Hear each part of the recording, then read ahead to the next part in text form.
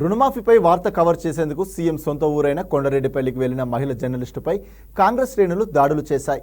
ఈ ఘటనలో గాయాలైన సరిత విజయరెడ్డిలు ఫిర్యాదు చేసేందుకు పోలీస్ స్టేషన్కు వెళ్లారు. ఫిర్యాదు చేసేందుకు స్టేషన్కు వచ్చిన మహిళా జర్నలిస్టులపై సీఎం అనుచరులు పోలీసులు ఎదుట మరోసారి దాడికి తెగబడ్డారు. దాడి చేసినా చెదరగొట్టకుండా పోలీసులు చోద్యం చూశారు. తమను కాపాడాలని జర్నలిస్టులు వేడుకున్నా వారిని పోలీసులు అదుపు చేయలేకపోయారు.